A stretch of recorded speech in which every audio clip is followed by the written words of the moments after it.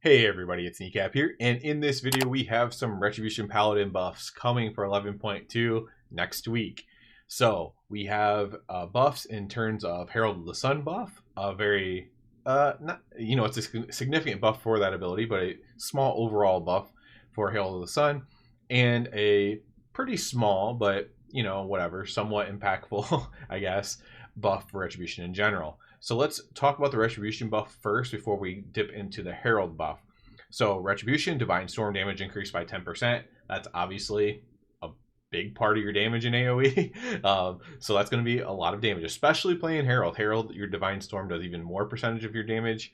So that's a huge buff, right? That's a very sizable buff for both Herald and Templar, but especially Herald. So that's significant. Wake of Ashes damage increased by 10%. That's not as big of a buff as you might think. The Seething Flames is buffed by 20%. That's like the extra hits, I think. Then the Truce Wake is the burn, which is actually the biggest part of the damage, and that's buffed by 20%. That one's fairly significant. And then the Fixed in Issue or Wake of Ashes did not benefit from Avenging Wrath. I assume Crusade as well when you have Radiant Glory talented. So basically when you pressed your Wake of Ashes to activate your wings, it wasn't giving that buff to your Wake of Ashes. So this, if you're playing Crusade, basically amounts to just 3% extra damage. So you can kind of factor that in, I guess, to the Wake of Ashes damage, 3% more on top of that maybe.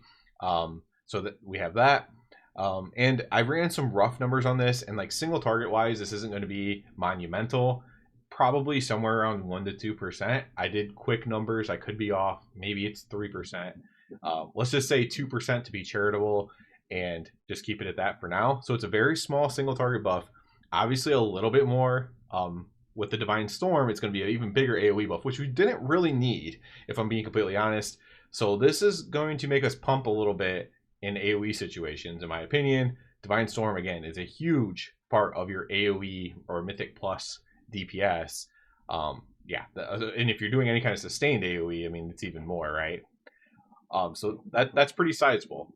Then for Retribution, in particular with Herald, Sunsear damage is increased by 100%. Now, if you don't know what Sunsear is the burn from your Hammer of Wrath or Divine Storm when you're talented into Herald of the Sun. So it's like an extra dot. It does like 100k burn damage. So now I assume it's going to do like 200k burn damage. It's not a huge buff, but obviously, again, with Herald on AoE, you're pressing Divine Storm a lot, so you are going to be constantly burning things with Divine Storm.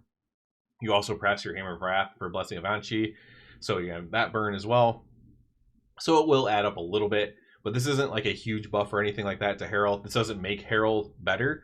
If anything, the Divine Storm buff, makes Herald AoE better because you're using Divine Storm so much in AoE.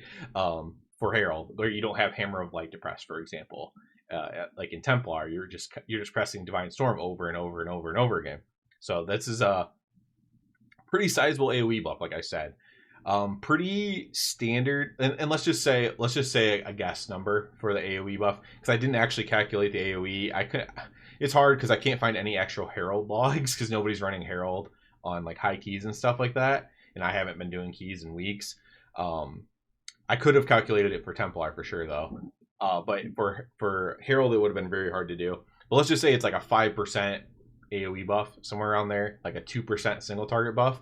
Again, very rough numbers, but the math's the math. You take the number, you take the percentage, and then you divide it by the total number, whatever, right? Math is math. It's going to be somewhere close to those numbers, give or take. Except for I could be off on the AoE.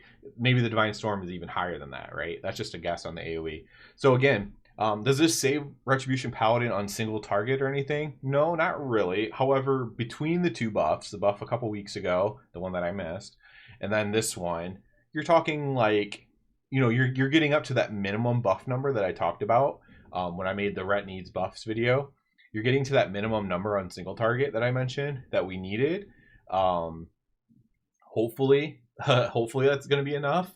But for AoE, I mean, I said in the last round of buffs was purely single target. I said that AoE, and remember, Wake of Ashes does AoE damage as well, right? So this is a buff for AoE for sure. It's like a you know, like I said, probably at least 5%, maybe more. Maybe I'm underselling the AoE buff, especially for Herald, right? I'm trying to think of Herald when I say this.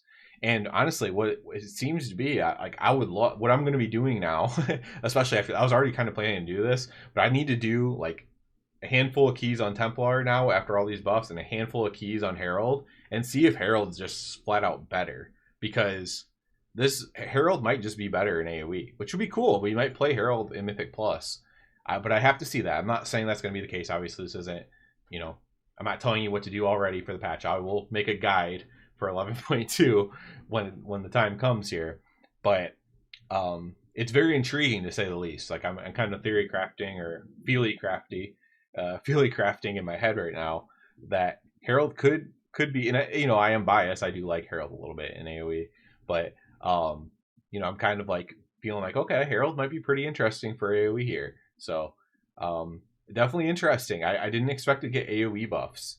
I truly didn't really expect to get AoE buffs. Maybe because, just because we're pretty decent in Mythic Plus, now maybe we can be like near meta again or meta in Mythic Plus, which would be cool. Would be very good for me on the first season where I don't have a raid tier to do or raid prog to do, and I'm only going to be a Mythic Plus. If Rhett's really good at Mythic Plus, that would be very good for me.